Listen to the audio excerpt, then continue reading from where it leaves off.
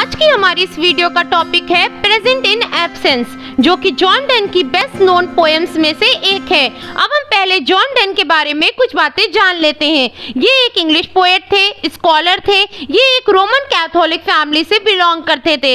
इन्होंने बाद में चर्च ऑफ इंग्लैंड में प्रीस्ट का भी काम किया था। इनको लंदन में सेंट पॉल्स कैथेड्रल का डीन बना दिया गया था। इन्हें मेटाफिजिकल पोएट्स का रिप्रेजेंटेटिव भी माना जाता है।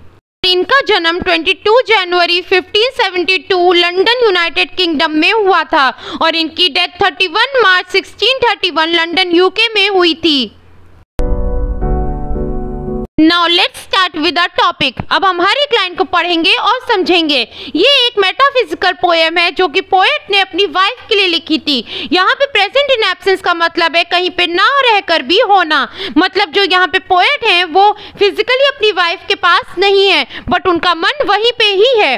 अब हम इस पोएम की पहली लाइन से स्टार्ट करते हैं। एब्सेंस हियर दो माई प्रोटेस्टेशन से पोएट का मतलब है कि तुम मेरे एब्सेंस में, मेरी गैर मौजूदगी में मेरे प्रोटेस्टेशन यानी विरोध को सुनो। यहाँ पे प्रोटेस्टेशन का मतलब है विरोध करना। Against thy strength distance and length, मतलब जो तुम्हारी ताकत, दूरी और लंबाई है, मैं तुम्हारी इन सब क्वालिटीज के खिलाफ प्रोटेस्ट कर रहा हूँ। मतलब जो तुम एक दूसरे के बीच में गैप क्रिएट कर देते हो, तो इन सब के खिलाफ तुम सुनो मेरे प्रोटेस्ट को। Do what thou canst for alteration, यानी जो कुछ भी तुम कर सकते हो इसे बदलने के लिए वो तुम करो। अगर तुम्हें लगता है कि हम अलग हैं, हमारे बीच में एक एब्सेंस है, डिस्टेंस है, तो इससे हमारे प्यार को तुम चेंज कर सकते हो, ऑल्टरेशन ला सकते हो। तो जो तुम्हें करना है तुम कर लो। यहाँ पे ऑल्टरेशन का मतलब है परिवर्तन या चेंज। आगे पोएट कहते हैं कि for hearts of truest metal, मतलब वो दिल जिनके अंदर सच्ची साहस होती है। मेटल का मतलब होता है साहस। Absence doth join and time doth settle, मतलब गैर मौजूदगी में वो उन्हें और जोड़ देती है, एक दूसरे से उन्हें और करीब लेकर आती है, और टाइम उन्हें सेटल कर देता है एक साथ। मतलब टाइम भी उनके लिए कॉम्प्रोमाइज कर लेता है, रुक जाता है उनके लिए। Who loves a mistress of such quality, मतलब जो प्यार करता है मिस्ट्रेस को, अपनी बिलवेड को, जिसके अंदर ये सब क्वालिटीज है, यानी जिसके अंदर स्पिरिचुअल लव है। यहाँ पे पोएट कहना चाहते हैं कि उनका लव फिजिकल नहीं है, स्पिरिचुअल है, यानी इंटरनल है। His mind hath found affection's ground, तो उसका माइंड, उसका दिमाग उस प्यार को समझ जाता है, उस प्यार की जगह को पा लेता है। Affection's ground का मतलब होता है प्यार की जगह।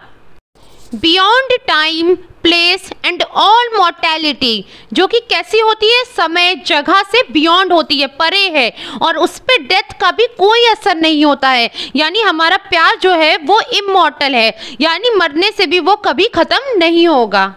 Hearts that can not very, मतलब ऐसे दिल जो कभी चेंज नहीं हो सकते, अलग नहीं हो सकते। वेरी का मतलब होता है अलग होना।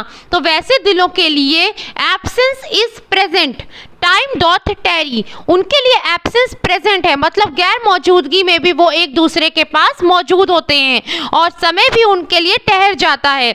और टेरी का मतलब होता है डिले या ठहर जाना। My senses want their outward motion, मतलब मेरी भावनाएं बाहर आना चाहती हैं। यहाँ पे बात हो रही है फिजिकल फीलिंग की, जो उनके अंदर है, उनसे मिलने की, वो बाहर आना चाहती हैं। Which now within reason doth win, मतलब जिसको अब रीजन ने, लॉजिक ने जीत लिया है, मेरे स्पिरिचुअल लव ने उसको कंट्रोल कर लिया है। रीडबल्ड बाई हर सीक्रेट नोशन, मतलब जब मैं उसको सीक्रेटली सोचता हूँ तो मेरा प्यार उसके लिए और डबल हो जाता है। नोशन का मतलब होता है विचार करना। Like rich man that take pleasure, जैसे रिच मैन, कोई अमीर आदमी प्लेजर, खुशी लेता है, किसमें, in hiding more than handling treasure, अपने ट्रेजर को यानी खजाने को दिखाने से ज़्यादा उसे छिपाने में। मतलब जो अमीर आदमी है वो अपने खजाने को दिखाने से ज़्यादा उसे छुपाने में प्लेजर लेता है। वैसे ही जो उनका स्पिरिचुअल लव है वो उसे शो नहीं करते हैं, उसे अंदर ही अंदर महसूस करते हैं, जिससे उनका प्यार और बढ़ जाता है। By absence this good means I gain.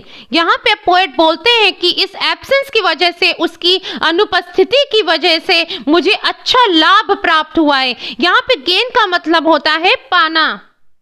That I can catch her, कि मैं उसको पकड़ सकता हूँ। Where none can watch her, जहाँ उसे कोई नहीं देख सकता। कहाँ पे? In some close corner of my brain, मेरे दिमाग के किसी कोने में, यानी मेरे इमेजिनेशन में मैं उसे प्यार कर सकता हूँ, पकड़ सकता हूँ, जहाँ उसे कोई देख नहीं सकता। There I embrace and kiss her, और यहाँ मैं उसको गले लगा सकता हूँ, किस कर सकता हूँ। एम्ब्रेस का मतलब होता है किसी को प्यार से गले लगाना।